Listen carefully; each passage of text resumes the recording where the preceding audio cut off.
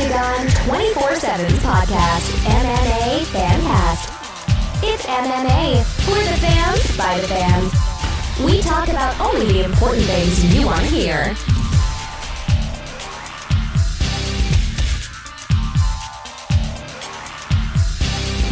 Hey, this is Mike Goldberg, the voice of Bellator MMA on Spike. Join us right now for MMA Fancast.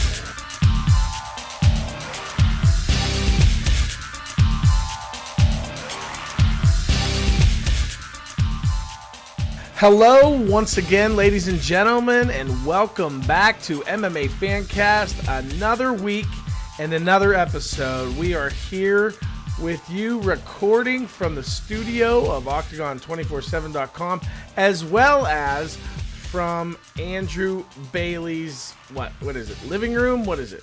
Apartment, home office. Home office. We are so happy to have you with us. I didn't really give that formal introduction. I want to give a correct and proper introduction. So, ladies and gentlemen, my name is Ryan Middleton, and I am the host of MMA Fancast, brought to you by Octagon247.com. And joining me this evening is a man who's made quite a name for himself very quickly on the website and on the podcast. Ladies and gentlemen, Andrew Dice Bailey. Everyone's favorite ginger has returned. Settled down. Excited to be back. We do have a ginger theme on this podcast. Everyone but me, who is a regular, is a ginger. And Jim, yeah. Well, I mean, he doesn't have hair, but but it is red. Okay, but he's also afraid of the sun and covered in freckles. Okay. Yeah. And I mean, afraid of his own shadow, and yeah, a bunch of things he's afraid of. Soulless, all those. Correct. How you doing, brother? How's your week? Doing good. Week was long, kind of slow in the fight game this week. Not much going on. Sitting around waiting for fights. Just a whole lot of anticipating going on. And that's what we're going to talk about, what the things that we're anticipating. So happy to have you with us. The first thing I really want to attack, Andrew, is obviously with Conor McGregor and Floyd Mayweather, there's a whole lot of excitement with that fight going on, and it's really caused a lot of other people to want to cross over or have that appeal level. And most recently, it has brought basically two guys, UK boxer Tom Bellew and Michael Bisping, have agreed amongst themselves to fight. But, I mean, is this going too far already? It's just getting silly at this point. I mean, Michael Bisping, God love him, he can do whatever he wants since he knocked out Luke Rockhold, one of the most improbable fights ever at UFC 199. He can do whatever he wants at this point in his career. He's old. He only has one eye that's real. And it's getting silly. Everybody just sees the payday Conor's about to get and they want to cash in. Dana White's feeling the pressure of anybody. Yeah. So I just feel like, okay, Conor McGregor is one thing because he has stepped up and he's always been in big fights. I mean, he's always taken the biggest fight available. Whereas Bisping has done the exact opposite, and for some reason Bisping is thinking he's stepping up like McGregor is. It's just the Conor effect. Everybody, you see more people talking trash and trying to be brash when it's not in their personality, and it just comes off childish and foolish. And everybody's just trying to capitalize, man. They want the payday. They want the Conor effect. I mean, who does? I'd do it. I'd talk trash and try to sell myself as a boxer if I got paid that much, or a tenth of that much. Yeah, I mean, I don't really know who is. I mean, you follow boxing a little bit more than me, right?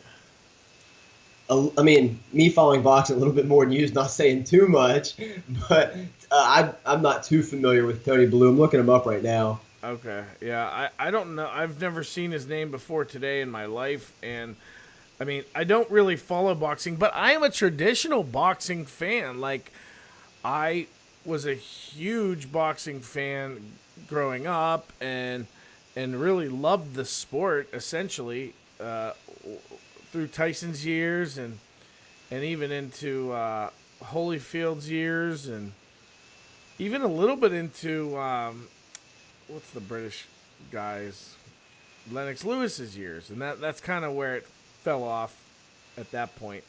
And I did primarily watch heavyweights, but I would also watch, I remember watching Sugar Ray Leonard and Hearns fight. I think they fought before that, but I think I watched the second time they fought. But find out anything about this Bellew dude? Yeah, he's 34, holds a professional record of 29 wins and 2 losses, has not lost since 2013, and has he fought anyone whose name you recognize? David Haye was his last fight. He fought David Haye. Yeah, he knocked him out in the 11th round. Okay, cool. Here's his last fights from David Haye down. TKO in the 11th over David Haye, TKO in the 3rd over BJ Flores, KO in the 3rd over Alunga Makabu. Yeah, I don't think you need to go any further than that. Being that I, don't really know any of those guys. I know David Haye, obviously. I know the name. He is the WBC Cruiserweight champion. Yeah, but there's 1,400 champions in boxing, so. Well, that's true, but that's who this Tony guy is. I think it's all just publicity. Michael Bisping trying to get some money, and honestly, I can't blame him. But this fight will never happen. What do you think about the news today? McGregor and Mayweather will, in fact, this is something I just thought wasn't ever going to happen, but it has. They are, in fact, going to use the 8-ounce gloves. How do you think that affects this fight? How do you think that affects anything? If anything, it favors McGregor because he's used to wearing 4-ounce gloves and fighting in those, and even 2 ounces changing gloves is a big deal. I mean, you feel the weight when you carry it, and Conor has had some fatigue issues in the past, so this can only benefit him in that regard. It also means Floyd's going to hit harder, and his arms aren't going to tire out as fast. He's never had conditioning problems. But I think it's a big win for Conor, but it's interesting the NSAC went against their own rules in this case. It was really bizarre this even happened. What do you mean their own rules? Well, their rules stipulate that fighters at 154 pounds have to wear 10-ounce gloves. And underneath that, you can wear the 8 ounces. I guess around 147 is where you wear 8-ounce gloves. And this is the first time they've ever allowed this. Oh, that's interesting because, I mean, from what I saw, and I don't know, I guess Mayweather must weigh 147 naturally, or fought at that level or lower, because 46 of his 49 fights have been with 8-ounce gloves. Yeah, he's fought. He had most of his career underneath 150. Has he ever fought at 154? I think let me find out. He fought Canelo Alvarez a little heavier. Okay. I wonder, I'm curious what Mayweather's going to come in weighing for this fight. If he's going to try to stay heavy or if he's going to try to be a little leaner. His lawyer said 150 today. His lawyer said that? Yeah. Was it? He just, his lawyer speaks on his behalf just randomly? Apparently so. That's, I'm going to have my lawyer respond to that. So, yeah, where's your excitement level for the McGregor fight at this point? Like we discussed last week, it's building, but slowly. hearing all the news today got the feeling burning a little bit again. Plus, since I'm just like hurting for a fight at this point of any kind, like I'll pay people to go fight in a back alley at this point. I'm just kidding. But I just really need to watch fights and I'm craving something, if anything. How are you feeling? See, I got to admit, like, I'm not all that excited. I mean, I know I will get excited about it, but right now, I just, it's not there. I think I'm more excited for next Tuesday night by far at this point. The walls of Cherico will prevail. Dude, all the Chericoholics in Pittsburgh are going crazy. It's real, man. It's actually, like, for a long time we discussed it and never felt like it was going to get here, but we are 6 days away from Mark Cherico. No, we're basically 5 at this point because our listeners aren't going to be tuning in until at least Thursday morning. Oh, well, as of Wednesday night, we are 6 days away, and I cannot wait. Yeah. So, just if you haven't seen, available on our website, check out octagon247.com. We went down to where Mark Cherico spends some of his time training at the Mat Factory out when he's, they do a lot of crossover training with the different gyms in the area, and those guys, there's some great guys at each gym, but compared to, a bigger fight city like Los Angeles or, the Bay Area or down in Florida, they don't have 50 fighters at each gym that are like solid guys. So those guys have really, over the last couple of years, have really started to work well together, and I think that's really improved their games and given them the opportunity to form a really solid base for MMA fighter here in Pittsburgh, because it used to be like, look at Cody Garbrandt.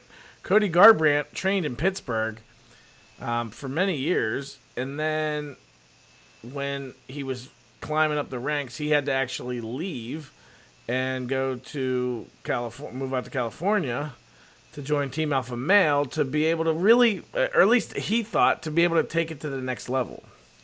And so, although his striking coach still lives here in Pittsburgh, who happens to be his uncle as well, or in the area, he still trains people in striking here in Pittsburgh.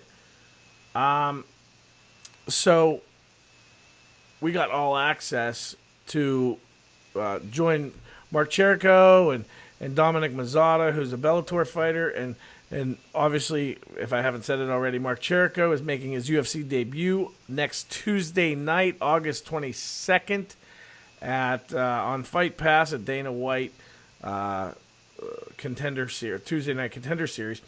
So we had all access to him. We spent the evening with them and had a great time. They were extremely gracious and I interviewed him for a good 50 minutes, and he was very, after a practice, and he not something he had to do, and was very gracious. So we're very appreciative of that. But we made a video kind of capturing who is Mark Cherico. So you're like, these guys keep talking about Mark Cherico on MMA Fancast. Who is this guy? Check it out, octagon247.com. You'll find the Mark Cherico article, and there's a YouTube link in there that you can watch the video on. What'd you think of the video? Video is awesome, man. I mean, how can you not get behind Cherico? I mean, you just feel like he's going in to next Tuesday with all of Pittsburgh with him. You feel like you can relate to him. You feel like he's just the guy next door that you can hang out with, and you trains MMA in his spare time. Now, Mark Cherico is the real deal, and those of you who do not know about him need to do a deep dive quickly. Get behind this guy and prepare for Tuesday night. There's going to be a finish. Quick. Let me tell you, I firmly believe this isn't even a fair fight. He's going to dominate Mike Santiago. He's going to dominate him. it's these guys are on different levels. I'm gonna restrain myself a little bit because I want to give a full prediction next week. But I mean, I'm going with Cherico. But I'm gonna save the how and all that just for a little bit later. Yeah, you have become a Chericoholic. I'm behind anybody that's real and passionate and works hard, and Mark Cherico is the epitome of all of those. He is the quintessential hard worker. He is 1/4 of the Yinzer Scrap Pack, which is the little group that they have. They call themselves here. It's all in fun. But a Yinzer, for those of you who are outside of the Pittsburgh area, which we have plenty of you, so I just want to educate you on what are you talking about, Yinzer? There's a local dialect that's some people talk with a heavy Pittsburgh accent. If you've ever heard someone with a Pittsburgh accent, and we call those people Yinzers. Basically, we call all Pittsburghers Yinzers. But there's Yins is a word we say. It's basically you all, but we say, "Hey, are Yins going down there?" And then people look at you strange if they're not from the area. Kind of like Andrew's looking at me right now. A little strange, but I'm no comment, no insult, just because it's going to come back to some West Virginia joke, so no comment. Hey, did you happen to hear or see, rather, the interview that Mayweather did on Jimmy Kimmel? No, you must educate me. He was on Jimmy Kimmel, and Jimmy Kimmel was asking him, what are you going to do if Conor McGregor kicks you or something?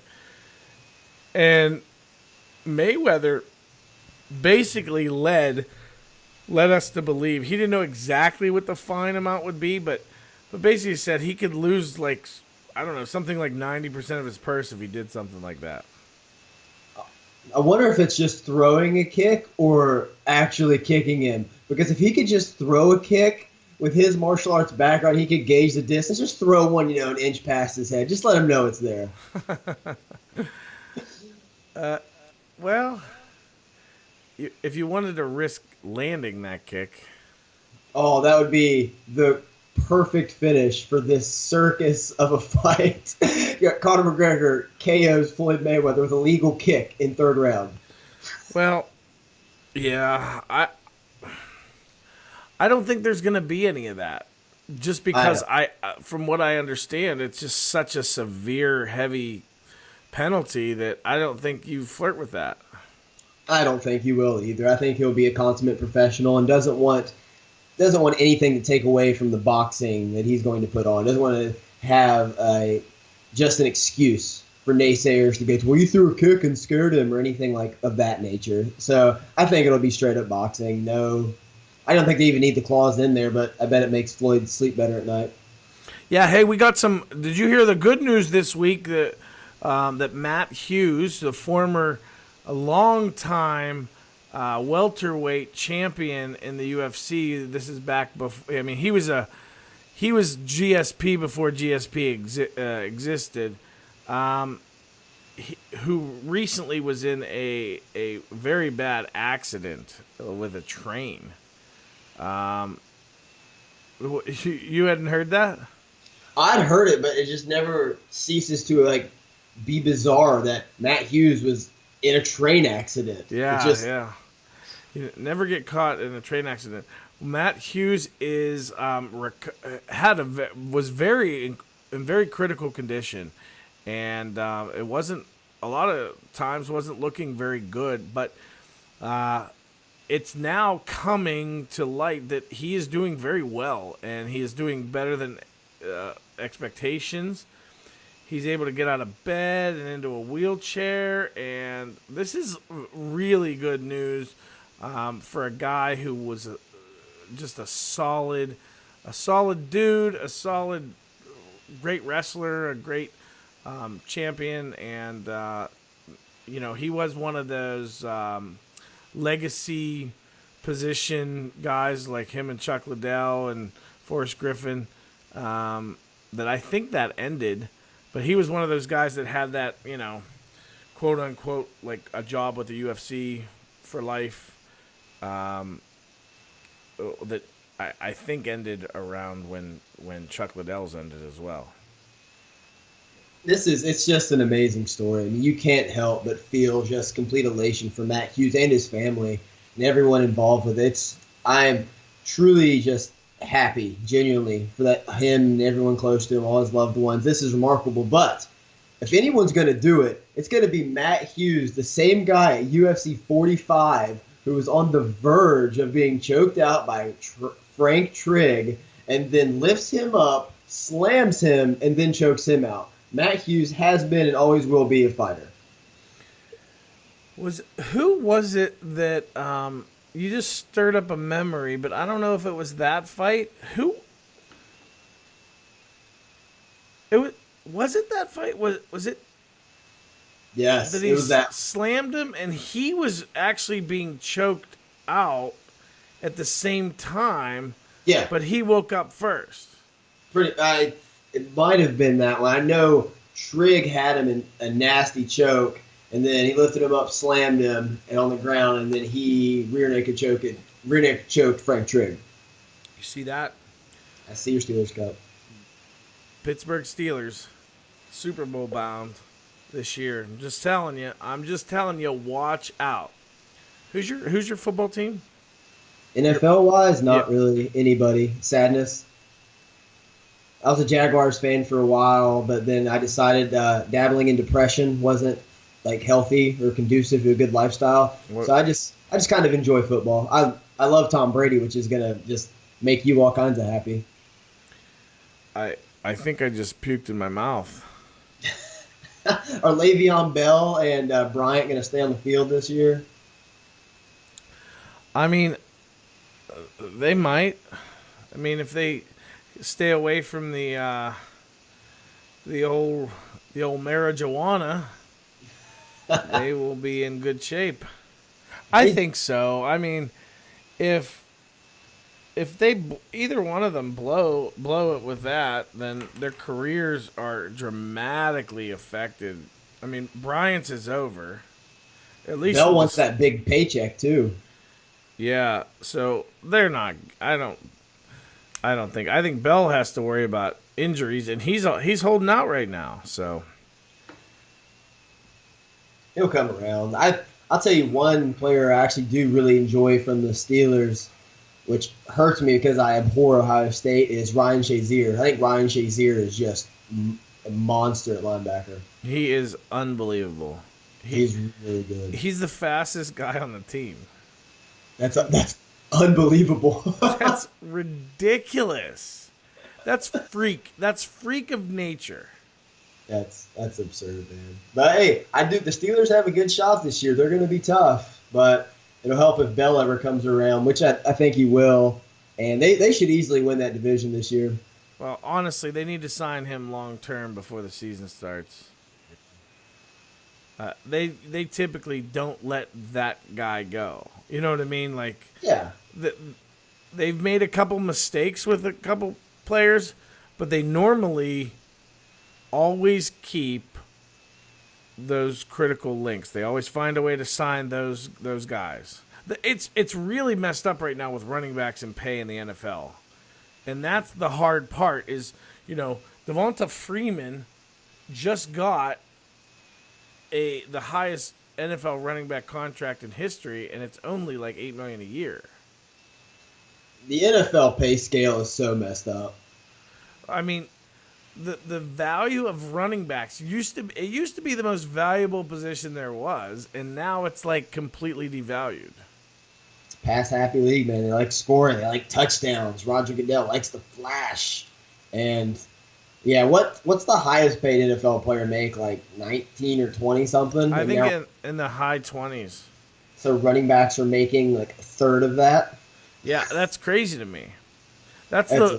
Well, I mean, there's so few that can like carry a team anymore. It's just not. It's not how an offense attacks anymore. It used to be. You think about Emmitt Smith and the Cowboys. It used to be that if first and second down just led to another first and second down, like you would just run the ball.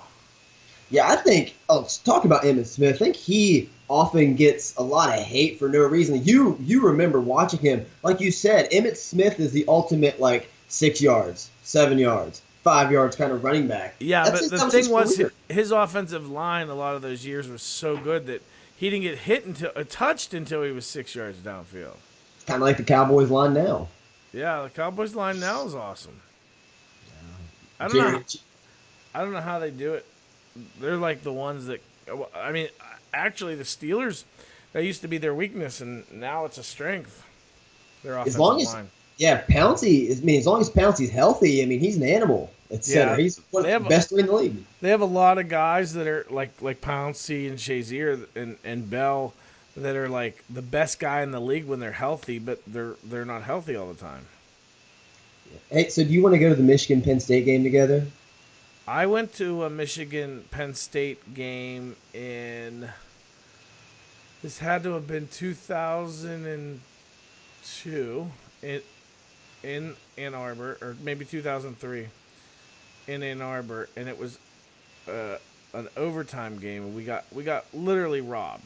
It was, I mean, you guys just cheated. You guys were in cahoots with the refs.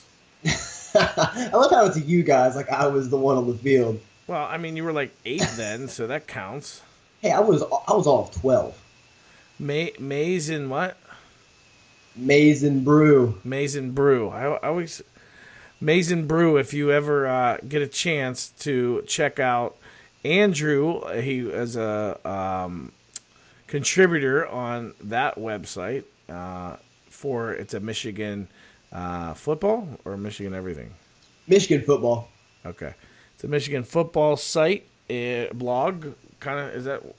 Yeah, kind of. Yep. Yeah, blog website. The lines are so blurred. For the listeners that don't know, my sports fandom is as confusing as like a David Lynch film. So my interests are all over the place. But yes, I do love Michigan, and Ryan's a die-hard Penn State fan. So us going a game together would just be lovely. Well, where is the Michigan-Penn State game this year? Happy Valley. Okay, we could definitely go. I'll tell you what the date is. I know it's in October sometime. Yeah, they used to play late in the season. Now they play early. Ever since they realigned the divisions. Yeah, let's see. They play October 21st. Okay, what's MMA? What's October? I'm looking on my phone. It always makes for really good podcasts when we both look for something at the same time. All right, so I'm looking at events in October. October 7th is UFC 216. October 20. When did you say? October 21st? Yeah, 21st. That might be perfect. You can't. You can't. I can't what? You have something that weekend. Oh, yeah, the 20th. I have a Foo Fighters concert with the wife. You are right. You need to let her take a girlfriend. Oh, man. Because we can cover 185, Bellator 185, and then the next day go to the Penn State game. Man. And I have a free I have a free place to stay close to Penn State. If I didn't want my wife to divorce me, I'd do it in a heartbeat. Why couldn't I have just prolonged my wedding like 6 months? Oh, dude, you got to get rid of those Foo Fighter tickets, bro. Yeah, she loves the Foo Fighters. I'll enjoy it. I don't have nothing against Dave Grohl, but man, I would love to go to that Penn State game. Just the whiteout, and there's me in the maize and blue, just standing proud, mostly sober, having a great time. Yeah, I'll be completely sober. I'll be keeping an eye on you. Someone needs to, and the wife doesn't have an eye on me. You need it. So yeah, that's the same weekend, dude. Honestly, you gotta look at that. You gotta look at that. The very same weekend is Bellator 185, which, here's another thing to add to that. Dominic Mazzata there's a chance he could be on that card. Really? Yeah. That's awesome. Yeah. So, if they put him on that card, and we miss it, dude, come on, man. I'm gonna email Foo Fighters and tell them to cancel. Where are you going? Where is it at? Cincinnati. Dude, doesn't your wife have any friends in Cincinnati that would love to go with her? She needs to make some. Oh man, this Foo Fighter thing. Ugh. That Bellator 185 card, that's the Mousasi card, isn't it? Correct. It is. Oh, I'm ready for a Gegard title run. I think he's about to run through everyone. Run through everyone, but it'll be interesting if Rory McDonald moves up. Maybe. I mean, I think Mousasi is really good. I mean, look at what Mousasi did to Uriah Hall in the rematch. I mean, look at what... I just think he is... I mean, he beat Uriah Hall at his own game. And then, got the takedown and just beat him into oblivion. Beat him into a puddle. Mousasi has been on a tear. Even that Chris Weidman fight that had that controversial finish, he was dominating Weidman at that juncture. Just the positioning. Well, no, I don't think he was dominating him. I mean, at that point he was. It was very in that moment he was. Yeah, he had him in a really bad spot. He had Yeah, Weidman was very compromised in that position, but it was a really good fight. That was a good I think one. Weidman was winning the fight until that point, until that spot. Yeah, but it felt to me that Mousasi was just he was slowly taking over. He was getting the better of some exchanges, but I mean, revisionist history, is 2020. I think you're a liar. I'm repping your boy Mousasi, man. Dude, I'm a big Chris Weidman fan. I thought Weidman was fairly dominant until that point, and I think that Weidman was in really bad shape at that point. And it was hard to watch, but I really felt he was doing very well until that point. I'm just glad he righted the ship, because for a while there was going to be one wheel kick was going to define the end of his career. He just went on that downward spiral after he threw that wheel kick against Rockhold and got caught. Yeah. So did you hear what Mike Winklejohn said about Holly Holm? Did you hear what he said? He said that Holm was just going to pick Cyborg apart. It's interesting. It's very interesting. They have no fear of Cyborg, and I like it. See, everyone, you can say you don't have a fear of Cyborg until you get in the cage with her. I've seen, we've seen Holly Holm lose multiple fights, and she has a lot of holes in her game. I don't see her as a big threat against Cyborg. Man, Cyborg gets inside on you and starts, just teeing off get you back up against the cage and starts teeing off. It's scary. I get I feel like, is this the time when she kills someone? See, I fear for other women's lives that are in there with her at times, but I think I'm a little higher on Holm than you are. I think I'm not as confident as her coach, Mike Winklejohn, but he knows a lot more about fighting than I do. But still, I think she poses a lot of problems. It would definitely be, the best fighter Cyborg's faced since Gina Carano, your girl. I just don't see... I don't see her as an attack kind of fighter. And I think she needs to be more aggressive against Cyborg. You think Cyborg could fall victim to a counter, though? I mean, she throws these flurries that are I don't even see the opportunity for the counter. Yeah, I need to do a deep dive back to some of her old fights and just look. Obviously the flaws could have easily been corrected, but Tanya Evinger just wasn't Well, it wasn't a good enough sample size. I mean, she looked patient and precise, but it was Tanya Evinger. No offense to her. Well, that was a different fight. She never looked like that before. I didn't even like that side of her. Yeah, that's what's interesting. Is that going to be something that lasts, or is that just a one-time, like a one-off? Well, who's she training with? I mean, I know like Tito's her manager, but who's she training with? Because if it's Greg Jackson, I mean, that's kind of what Greg Jackson does to people. He takes Jackson trains Holm. Jackson and Winklejohn. Okay. Because Jackson will kind of take someone who's aggressive that maybe takes some chances and eliminates that aggression and chances. And that can be good for like their win-loss record, but it sure doesn't make them to be exciting. Yeah, the one person it did help, though, is Alistair Overeem. I mean, he turned him into a flat runner against Stipe. I don't understand how he kept turning and running away. He did that in his most recent fight, too, a couple times. Who did he most recently fight? Verdum. Yeah. Very odd. I don't quite get that. Cyborg trains at Shoot Boxing Academy. Oh, Shoot Box. Okay. Okay. So Cyborg in response said, listen, like, she's already turned me down 3 times. I was supposed to fight her at UFC 198 and agreed to fight her at 140 pounds, and she didn't want to fight. And then I said, let's fight in Brasilia.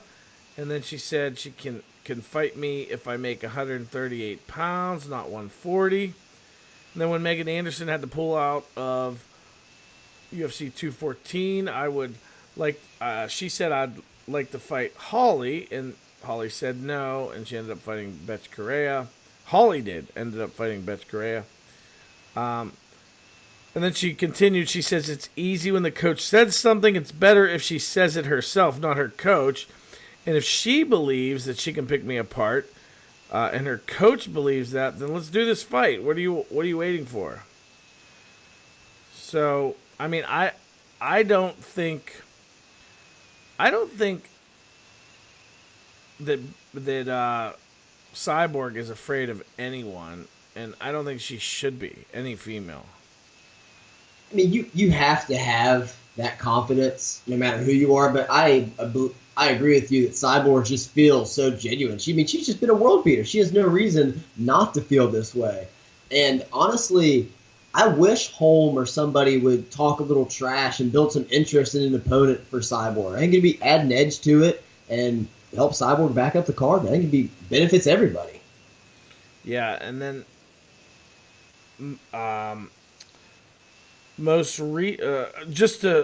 there were a couple fights that were announced I want to talk about as we move off of Cyborg and on to Kevin Lee and Tony Ferguson. Now, this is a fight that they've been talking about, a potential fight for a while. Is this fight actually signed? Is this a done deal? I think it's still reported at this point, but with Tony Ferguson, you never know because he's always seeking the big contract and all this, and it's hard to get him to commit to fight anybody except for Habib Nurmagomedov, and the fight never happens. So, Tony Ferguson and Kevin Lee are it's being discussed that they will fight in a lightweight interim title bout.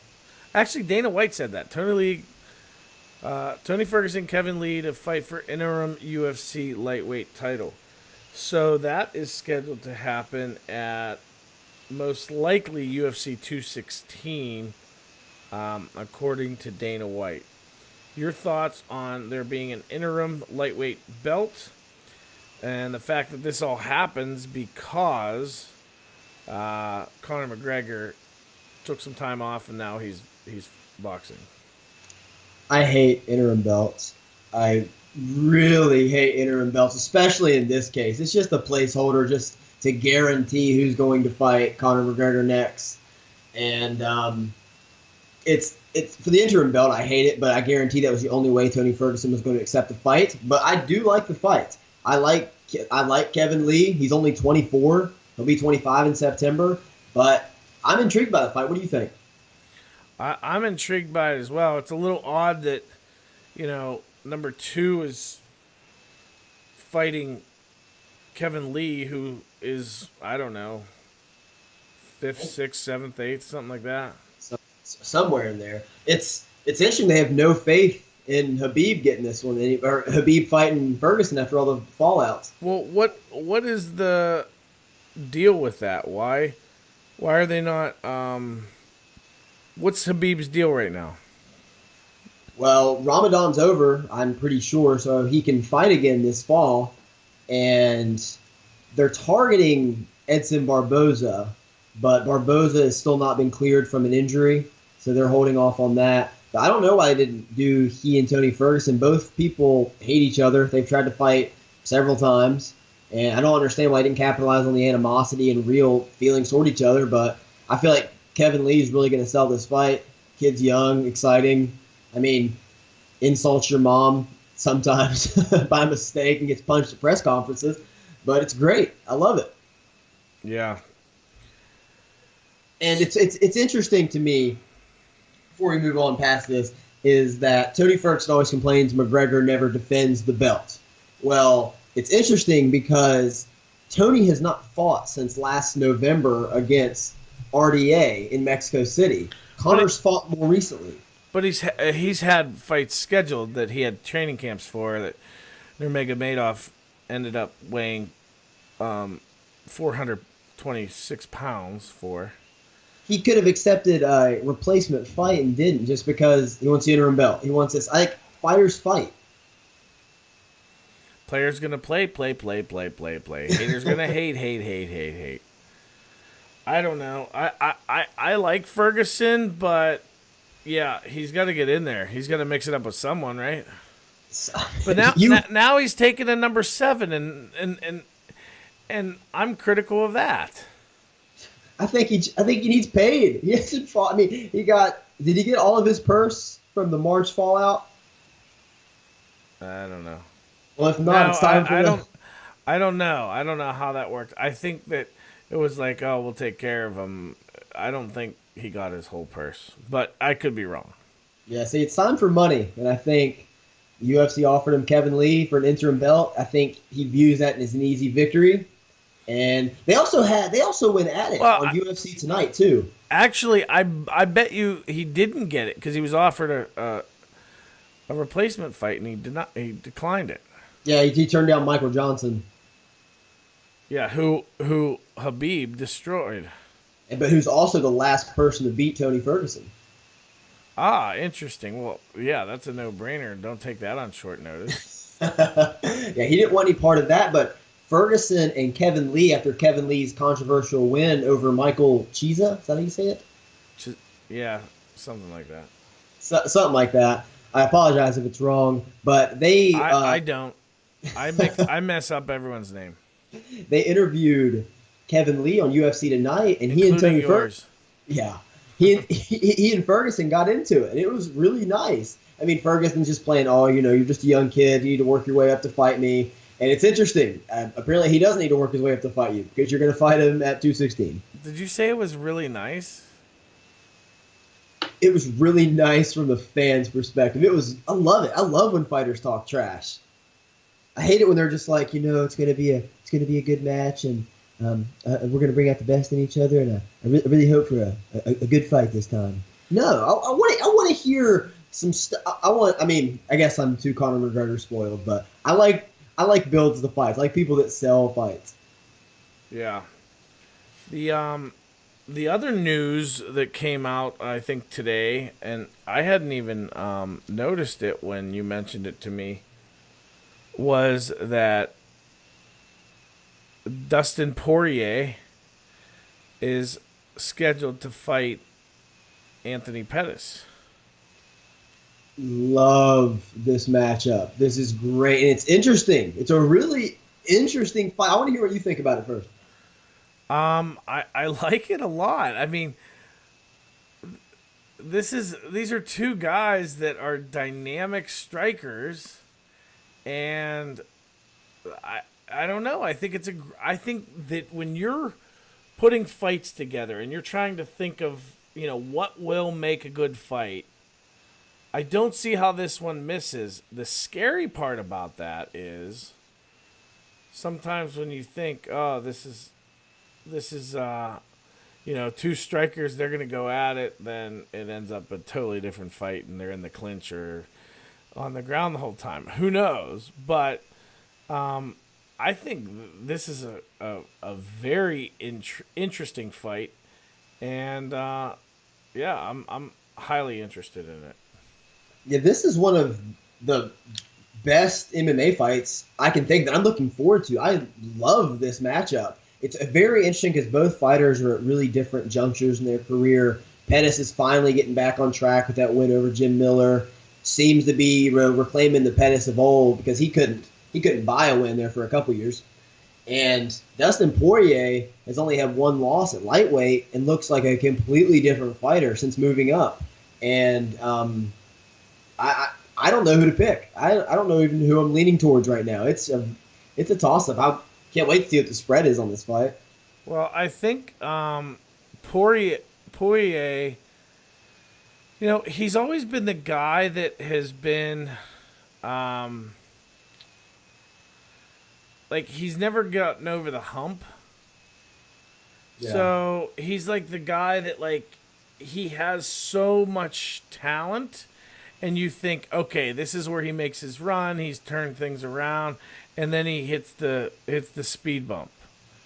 Yeah, that was when he got knocked out by Michael Johnson. He was on his way up the rankings, and then bam. Yeah, I mean, he'll go win 4 in a row, and you think, okay, this is where he makes the run. He just got to win this fight, and then he loses, and then he makes another run, and then he loses. Right as he's on the threshold of okay, he wins this fight, he needs to be considered for a title shot. He loses that fight consistently. It reminds me of Derek Brunson. When Derek Brunson went on the big tear middleweight and then lost to Robert Whittaker in the first round and then lost to Anderson Silva in a very, very controversial decision. But now he seems to be getting back on track. And those two are very interesting. It is very interesting.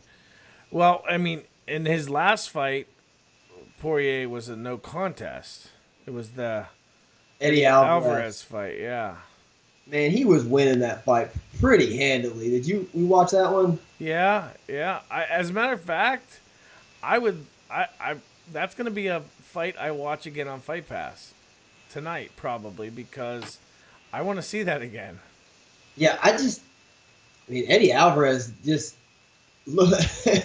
just didn't look like he did before the Conor McGregor fight. It looked like Poirier was handling. I mean, don't get me wrong, Eddie had his flashes of brilliance, but at the time of the disqualification or the no contest, whatever it was, it seemed like Poirier had it pretty well in hand. So going off of memory, didn't Alvarez come out on fire am I thinking of something else?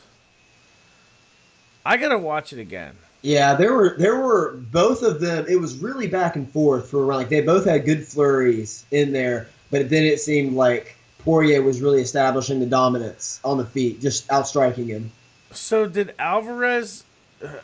So this is what my memory is saying. I felt like Alvarez had Poirier rocked very early, within 30 seconds of the first round. No. You might be right. I think he had him rocked at one point, but I think we need to watch the fight. I actually, honestly, I could be thinking of a different fight, but I mean, this is from May, so who knows? It's a fight I really like a lot. To answer the question, is that headlining UFC Fight Night 120? I believe so, on November 11th. That's great. That's a good. Where's that card at? Do you know? No, I don't. I have no idea where that one's at. Okay. Back to the computers. Speaking of, as you look that up, I'm not going to look it up. Speaking of a fight night, a card, I think I don't know what Fight Night Pittsburgh is. Is that 116?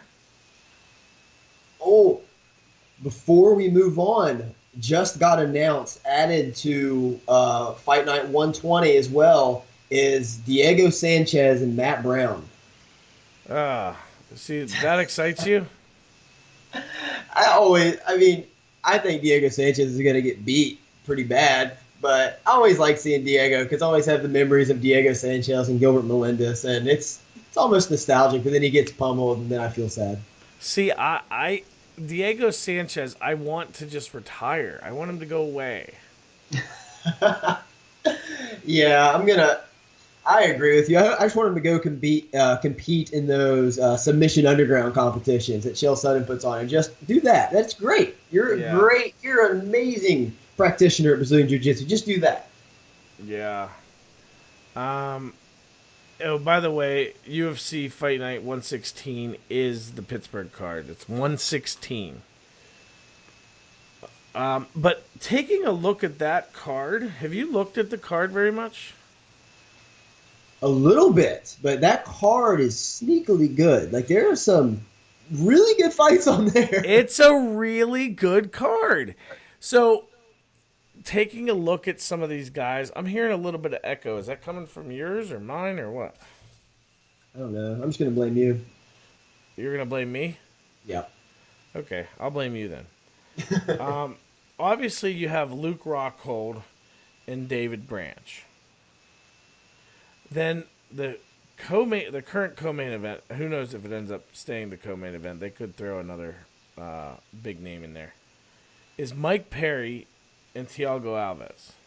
Now, Mike Perry, that dude, like, I am so excited to see him fight live. Platinum Mike Perry always delivers. It's gonna be incredible to watch Mike Perry. That's like, he's like, okay, think about this. Mike Perry is the guy that, he just hits hard. And he goes all out. And I think about the Pittsburgh card. The first ever Pittsburgh card had Pat Barry and Czech Congo on it. And boy, did that fight deliver. Czech Congo was unconscious like 3 times and recovers and knocks out Pat Barry. Unbelievable.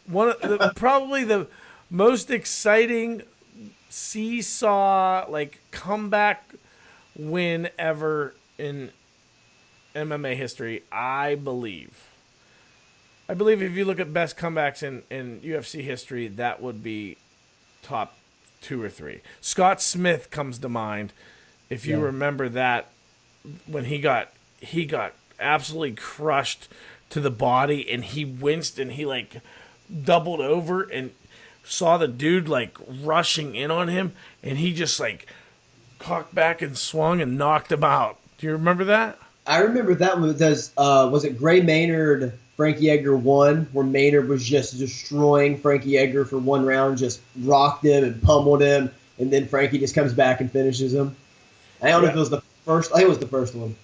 That's the typical Frankie Edgar back then. Just punch him as much as you want. It's fine. It's not. He's going to come back and beat you. Oh, look at what happened with BJ Penn. Yep. When he fought him both times, BJ Penn was lighting him up early, and not a ton, but BJ Penn looked like the better fighter early, and then Frankie just. But just think about that sentence you just said. He was getting lit up by BJ Penn at that point, and now BJ Penn, has a hard time just punching a wall. And Frankie Edgar is still top of 145. He's still elite. Have you heard anything about BJ Penn? Like, is he done? I'm really hoping he is.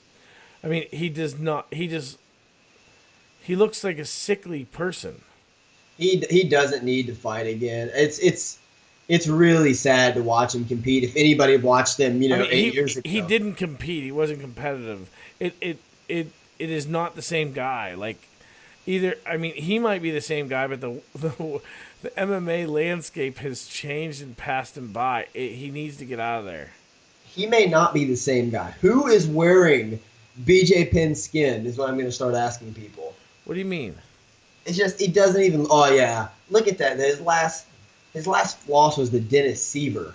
And it's like, I mean, no disrespect to Seaver, but you're BJ Penn. No, that's disrespect to Dennis Seaver. But BJ Penn just looks like a complete shell of himself. Like it's hard to believe that's the same fighter I watched growing up. It's not the same. He needs to retire and just focus on his journalism career. Yeah. Well, I don't know. I mean, does he really have a journalism career, or does he just have like a really good website? That's the site. I mean, he just updates news and breaks stories and all that. I mean, it's pretty cool. I mean, glad to see an athlete like that transition to do something with mixed martial arts outside of the UFC. Yeah. Then we have Hector Lombard, who has had his fair share of struggles. I mean, this is a guy who was once considered to be top of the top, and then he came to the UFC at that point, and it's just not been a good run for him. He was 31-2 before he got to the UFC, and then he joined the UFC in July of 2012, and he's been 3-2 since then. And he was 3-2, and then since then he's just gone on a bad run. He had his victory over Josh Berkman was overturned because he tested positive for steroids in January of 15. And then in March of 16, he got knocked out by Neil Magny. And then he came back 3 months later, got knocked out by Dan Henderson. And then most recently, he lost to Johnny Hendricks via a unanimous decision. So I think this is Hector Lombard's. I would be shocked if this isn't his last chance. He was the first ever Bellator middleweight champion too. Yeah. Yeah, that's how long Lombard's been around. But no, I agree with you. He hasn't had a win since Jake Shields at UFC 171 in March 2014, and that Dan Henderson KO. That's tough to watch. You don't normally see an elbow come from, what was it, like 9-3 and just knock somebody out. Oh, that was tough. Yeah. And he lost to Johnny Hendricks post, like 2011, so that's never a good thing. Yep. Then the next listed fight is Anthony Hamilton, the freight train, against Daniel Spitz. Now, Hamilton, you can look at and see, okay, this is a guy who's on a how many fight losing streak here? He's 3-5 in the UFC. That's not two in a row. He's lost 2 in a row. He's 3-5 in the UFC. That's not a someone they typically keep. But if you ever watch an Anthony Hamilton fight, he brings it. Has super heavy hands, and he's a little reckless, but he will go out there and give it his all. And he's a tough guy. And so it's going to be a good scrap when you put him in a fight, which excites me because we get to see him. We know not necessarily it's not always good for him, but we know he's going to put on a good show. And he's facing Daniel Daddy Longlegs Spitz, the towering Daniel Spitz, who made his UFC debut back at UFC 209. And lost that to Mark Goodbeer. But he took it on short notice, and now this is really his actual debut because it's tough to debut in the UFC. You got the UFC jitters and all that stuff, and then he also took it on short notice. So he'll have a chance to have obviously a full camp and do all that stuff. So I would really consider this his debut. Yeah, I'm looking forward to that one. Like you said, Hamilton's going to bring it, so you know you're in for a good show. And, I mean, it's going to be great for Pittsburgh. And as reckless as Hamilton gets sometimes, I think it's going to be a quick one. Then you got Krzysztof Jotko, who is a very, very solid fighter against Uriah Hall. Both these guys are ranked in the top 15. Uriah Hall's number 14, which I would think would be too high for him. I don't think he should be ranked, to be honest. And Jotko is 10th, ranked 10th in the UFC. Most recently, Jotko lost to David Branch, who will be headlining the card. Before that, he was on a 5-fight win streak, all in the UFC. Most of his this is a guy who wins a lot of decisions. He's a southpaw, 28 years old. If you have a chance to, you have Fight Pass, go back and watch his fight a couple fights ago against Tamden McCrory, and that was a great knockout of Tamden McCrory. So, yeah, check out that on UFC Fight Pass if you have the opportunity. And he's going up against Uriah Hall. Obviously, I think most of us know who Uriah Hall is. He's a guy with a great amount of talent and a tremendous amount of disappointment. He doesn't look inspired. He doesn't look like a fighter. He doesn't look like he has a fighter mentality. And he's very hesitant. He doesn't look confident a lot of his fights. And he's also won some very big fights in his time in the UFC. So that should be a good fight. And honestly, Uriah Hall, he's at the point where he's lost 3 straight fights. If he loses this would be 4. But he's lost it to some very good competition. Top of the of the weight class type of competition. So he lost to Mousasi, he lost to Brunson, he lost to Whitaker. So you can't really frown upon him too much. What do you think of that fight?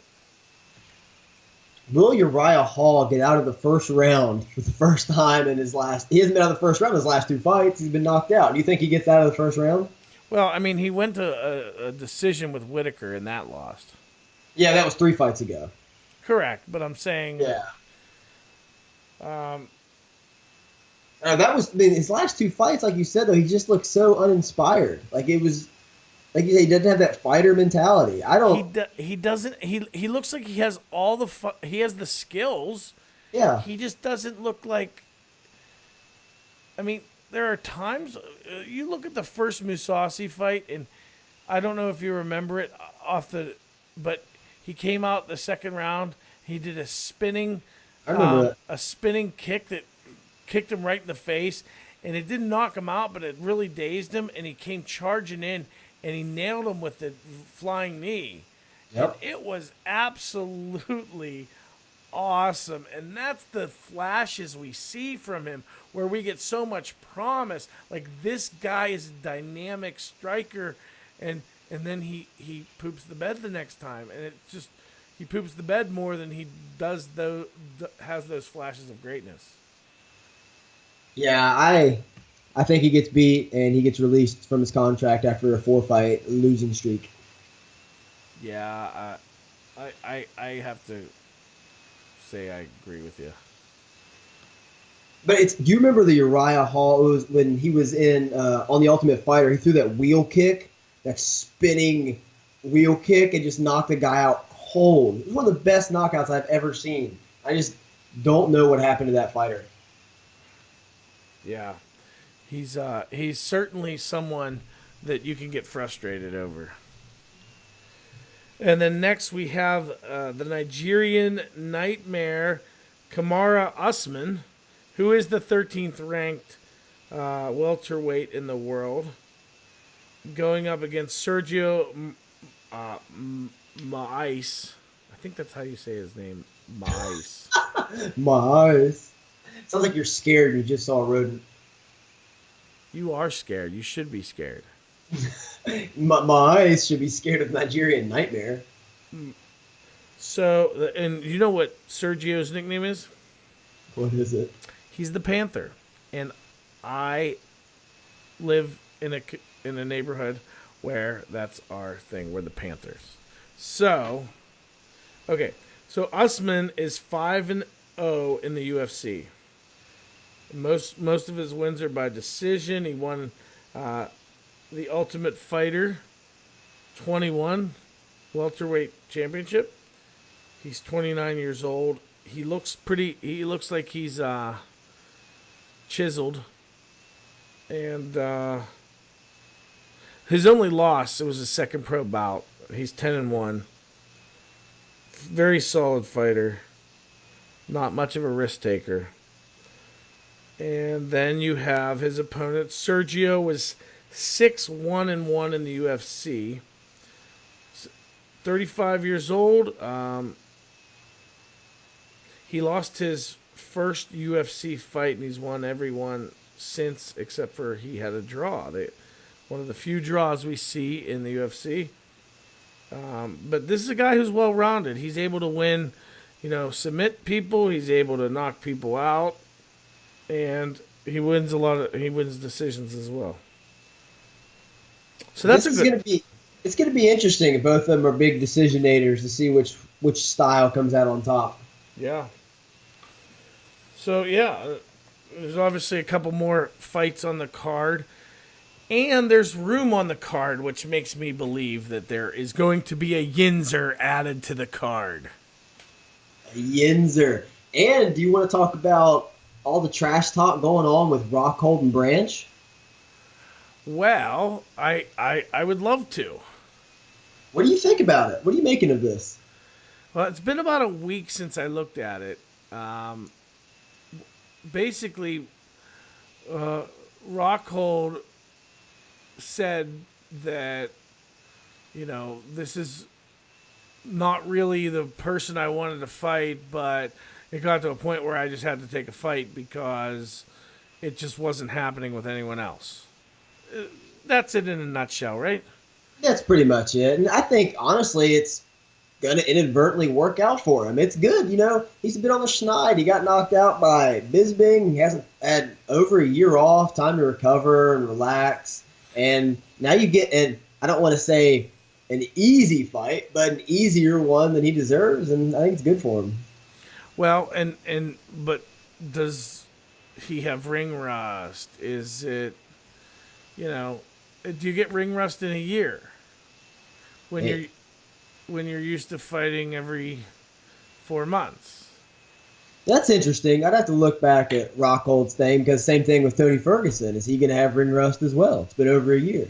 And I would have to think he would. Yeah. See, I believe so as well. And but no, it's interesting to see. But I think Rockhold has the advantage of facing an opponent which I believe is not to his caliber. So even if he has a little bit of ring rust, I think he should be able to get out of there with an easy win. Yeah. That about wraps us up. Do you have anything else to add? Frank Mir. Frank Mir signed with Bellator MMA, another big name. Now, I don't know. He's going to have to continue to serve his suspension. I got to be honest. I love Frank Mir. All right, Ryan, let's play a quick game. I'm going to name a fighter, and you tell me if Frank Mir can beat him. Look at that. Frank Mir meet and greet. So when I went out to Seattle, Frank Mir was at a meet and greet after the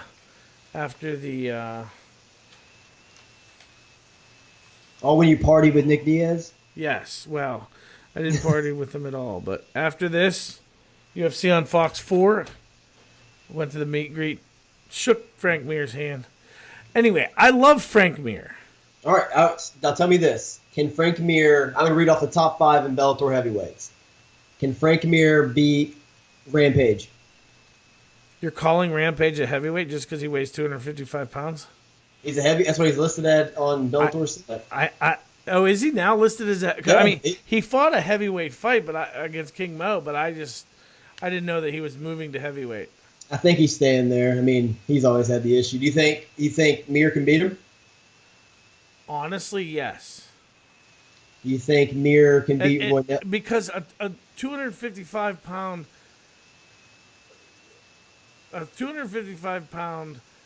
Rampage is not an in shape Rampage. All right. Do you think he can beat Roy Nelson? Yeah. Okay. I mean, I don't think it's like he would definitely beat him. I think he could. Yeah, absolutely. King Mo? Well, King Mo's not a heavyweight. He's All not going to fight heavyweight ever again. All right, Matt Mitrione? No. Okay. Not at this point. Okay, I was about I to say, think come on. 3 years ago, I think he could. Yeah. Well, it's not like you're talking about a division that's like super deep in Bellator. Oh, not at all. And I also think Frank Mir's chin has gotten to a point where it's suspect. And this is a very intelligent guy. He can make a lot of money doing other things. And I think he's playing with fire trying to get into the octagon or in the Bellator cage again, because I think that his brain, every time he goes in there, is at risk. Yeah, tell him to stop trying to be a boxer and just go to the ground again. I would love to see him choke out Fedor, though. That'd be great. I mean, I think he would get destroyed by Fedor on the feet. Yeah. Fedor just looks like Vladimir Putin, like ate a grizzly bear. That's exactly what Fedor looks like. Do you like his sweater? I was so disappointed when I went to the Bellator fight at 180, and there I am, front row, press row. The whole time he never wore his sweater. No wonder he lost. Hello, Fedor. You gotta wear the sweater. What do they call it? Bellator merch. No. Do you know what sweater I'm talking about? Yeah, I remember seeing it. The glorious sweater of Fedor sweater. Hold on. Let me see what they call it. See it? Oh, yeah. Fedor Emelianenko's glorious sweater of absolute victory. You know which sweater it is, right? Yeah, I've seen it before, and I just pulled up another picture of it. Yeah, it's awesome. He's so funny. Oh, gosh. All right, last thing I got for you is on Monday Night Raw, Paul Heyman was cutting a promo, and, take it for what it's worth, but, it just got me a little excited. He said... I read about it. You see it when Brock Lesnar doesn't win the title, you might as well lock him in a cage. Because that's exactly what would happen. Yeah, that's how you negotiate contracts. You don't pay me, I'll move you back to the UFC and fight in a big fight. See ya. Yeah, that's the second time they've teased that. Yeah. Paul Heyman's teased it on a promo. Yeah, like I said, though, we just need to get a clause where Paul Heyman can come back with Brock and introduce him. Like, I love Bruce Buffer, but come on. It's Paul Heyman. I don't even care if he introduces him. I just have him there at all times when Brock's being interviewed. Have him do all of his press for him. That'd be great. That'd be great. It's so weird. Well, the funny thing is, Brock was so good at promoting his own fights in UFC, but he's horrible in WWE. And I think it's because the real versus fake, the expectation is completely different. Yeah, absolutely. I agree with you. And Paul Heyman is just legend on the mic. Yeah. All right. Anything else from you, Andrew? That's all it, man. We're way over on time, but that's fine. That's fine.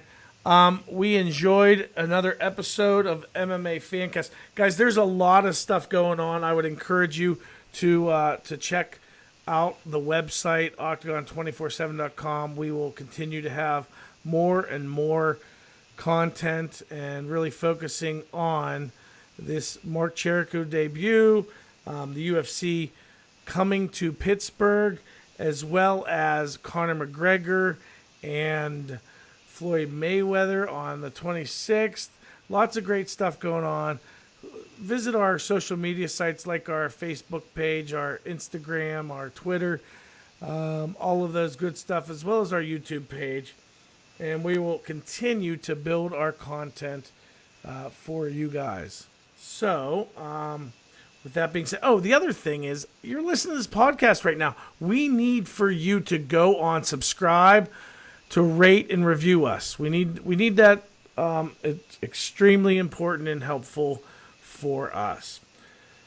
So with that said, we are happy you joined us, and we look forward to next week is a really fun week of MMA. We'll be back with you early next week to get ready for Mark Cherico's debut on Dana White's Tuesday Night Contender Series on obviously Tuesday night.